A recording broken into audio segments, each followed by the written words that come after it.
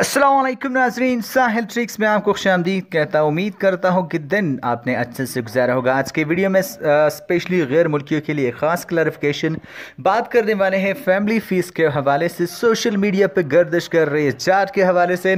तो वीडियो को आपने लास्ट तक ज़रूर देखना है। अगर आपने अभी तक मेरा चैनल साहिल ट्रिक्स सब्सक्राइब नहीं किया है, आप मेरे चैनल पर नए हैं, तो सबसे पहले तो आप मेरे चैनल को सब्सक्राइब कीजिए। सब्सक्राइब करने के लिए नीचे आपको रेड सब्सक्राइब कलर का बटन मिला है, उस पर क्लिक करना है। साथ साथ आपको एक घंटी का आइकन भी मिल रहा है, आपने उस पर भी क्लिक करना है ताकि लेटेस्ट अपडेट्स जो हैं आपको ज़रूर नोटिफिकेशन मिलती रहे। तो चलिए यहाँ पे टाइम को वेस्ट नहीं करते और वीडियो को स्टार्ट कर लेते हैं।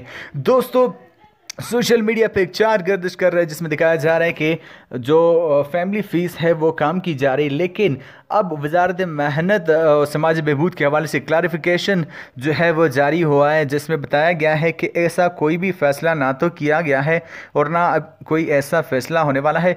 ट्विटर अकाउंट पे पूछे गए क्वेश्चन का जवाब देते हुए वजारत मेहनत और समाजी बहबूद का कहना था कि सोशल मीडिया पे जो चार्ट गर्दिश कर रहा है उसकी कोई भी हकीकत नहीं है। उन्होंने कोई भी तरमीम ना तो की है, ना इसके हवाले से अभी कोई प्लानिंग है। कोई भी अगर ऐलान होगा तो वो डायरेक्टली सरकारी तौर पर उसका ऐलान होगा और सबको फिर पता चल जाएगा।